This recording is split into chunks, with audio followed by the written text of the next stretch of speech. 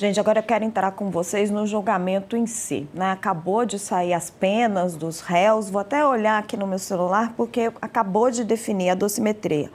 Por 4 votos a 1, a primeira turma do STF condenou os 7 réus do núcleo 4 da trama golpista, apenas que vão de 7 a 17 anos de prisão. Fux foi o único voto contrário. O grupo é acusado de atuar para produzir e difundir fake news com ataques às urnas eletrônicas em 2022. Moraes foi o primeiro a votar e entendeu que 6 dos 7 réus devem ser condenados por 5 crimes. São eles: organização criminosa armada, tentativa de abolição violenta do Estado Democrático de Direito, tentativa de golpe de Estado, dano qualificado pela violência e grave ameaça contra o patrimônio da União e deterioração de patrimônio tombado. Ele foi seguido por Zanin, Carmen Lúcia e Flávio Dino na íntegra. Depois de votarem pelas condenações, os ministros definiram as penas dos réus, que ficaram assim. Vou ler aqui para vocês, vou pedir ao meu time, se puder ali fazer uma rolagem ali na página do UOL para as pessoas poderem ver. Ó, Ailton Gonçalves Moraes de Barros, major reserva do Exército, 13 anos e 6 meses de prisão e 120 dias multa de um salário mínimo. Ângelo Martins de Nicole, major da reserva do Exército, 17 anos de prisão e 120 dias de multa no valor de um salário mínimo. Giancarlo Gomes Rodrigues, subtenente do Exército, 14 anos de prisão e 120 dias. Guilherme Marques de Almeida, tenente-coronel do Exército, 13 anos e 6 meses de prisão e 120 dias, multa de um salário mínimo.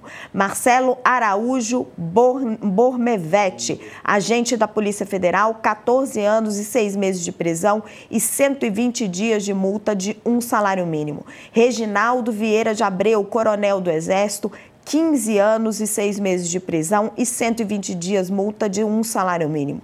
Carlos César Moretizon Rocha, engenheiro e presidente do Instituto Voto Legal, 7 anos e 6 meses de reclusão no regime semiaberto e 40 dias multa no valor de um salário mínimo.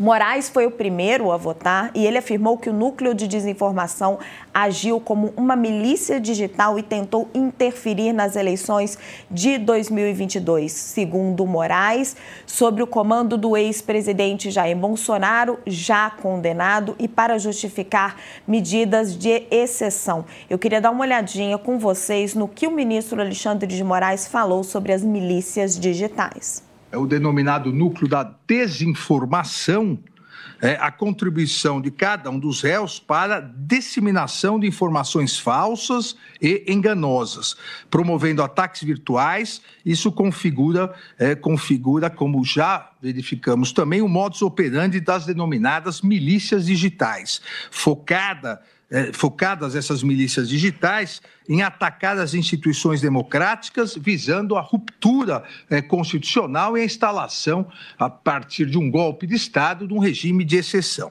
A estratégia adotada pelas milícias digitais de atacar determinados agentes políticos previamente escolhidos por conta de sua posição contrária ao ideário antidemocrático, com a divulgação de notícias fraudulentas, com farta desinformação, discurso de ódio pelas redes sociais e pelos serviços de mensageria privada. Isso é figura-chave e foi figura-chave desse núcleo na tentativa de desacreditar as regras do jogo democrático.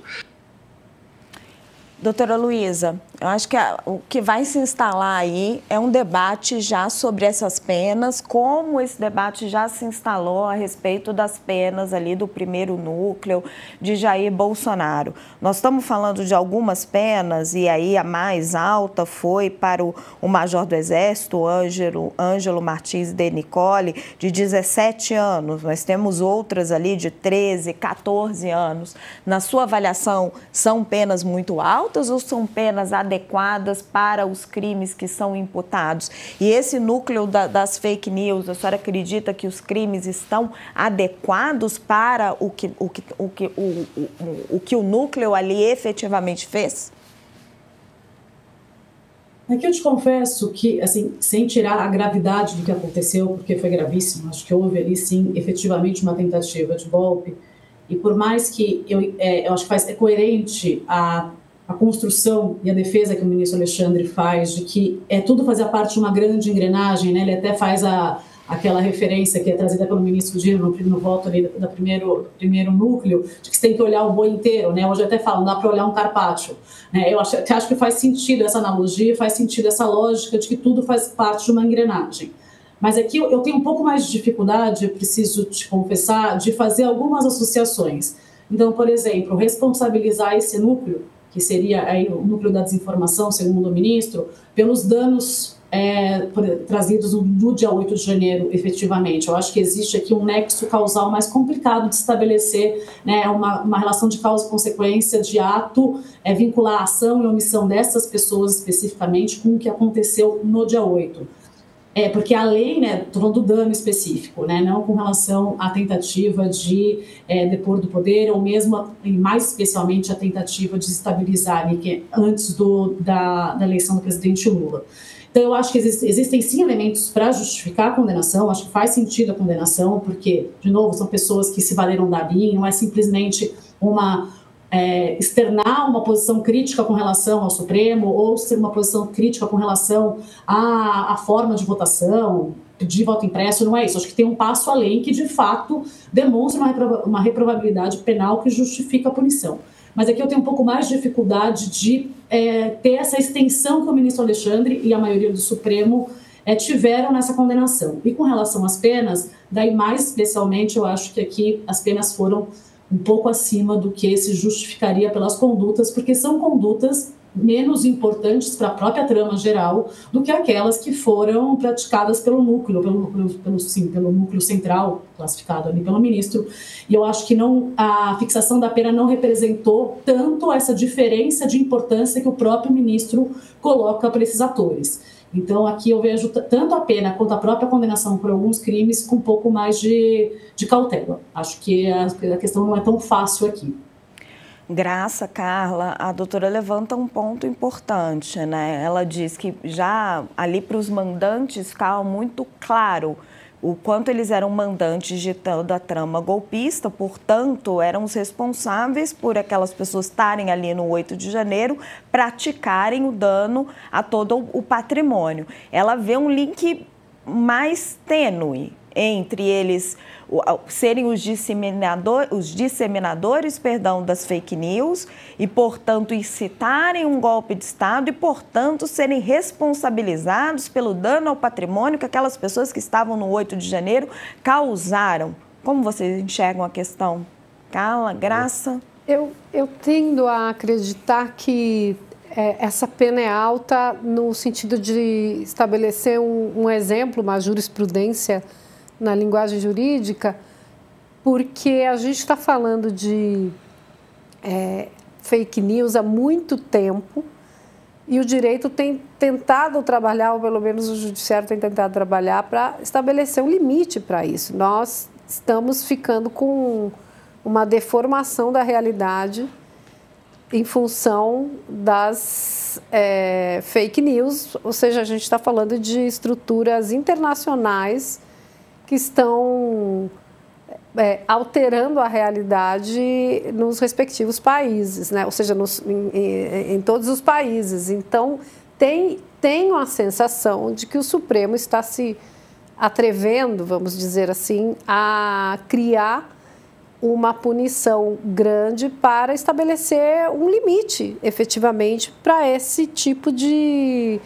prática recorrente que, enfim, a gente está falando de empresas que ganham muito dinheiro colocando mentiras na rede, né? Ou seja, que estão influindo, por exemplo, a gente já vai além, né? A gente está falando da erosão da democracia mesmo, né? Então, eu tendo a acreditar que essa posição do Supremo está levando em consideração este contexto, que não é de agora, né? Ou seja, o assunto fake news ganhou uma dimensão tão grande que até o Papa está colocando como um pecado, ou, aliás, o Papa Francisco já falava que era um pecado e o Vaticano toma para este tema, né? Ou seja, não consigo fechar apenas neste episódio golpista, mas acho que sim, como um norte para balizar este tema. E aí você vê o quanto é complicado a omissão do Congresso Nacional Brasileiro, né? Completamente. Porque à medida do momento que o Congresso não se manifesta, seja contra ou seja a favor, não define uma legislação. Pode ser que ele resolva que não vai definir, não vai votar a favor do projeto do governo, vai votar contra, o que quer que seja que o Congresso defina, mas é o Congresso a casa para definir esse tipo de legislação. A doutora está me pedindo a palavra, queria ouvir o Graça.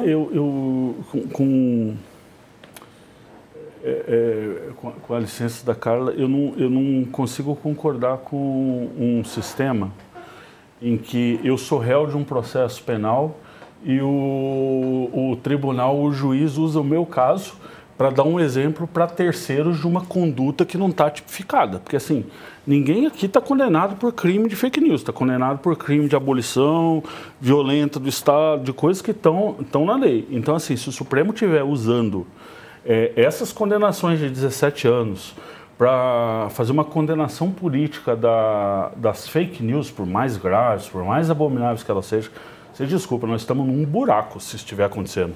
Porque esse crime ainda não existe. Não, desculpa, né? É princípio básico de direito penal. Por falta de legislação, certo? Não, mas assim, se você está sendo julgado por um crime, você tem que estar sendo julgado por um crime que já existe no ordenamento penal, no devido processo. Essas garantias, elas não foram inventadas para esses réus condenados hoje. Essas garantias, elas foram inventadas também para eles e para o conjunto de outros réus. Está na Constituição, é o artigo 5º, é devido ao processo, esse tipo de coisa.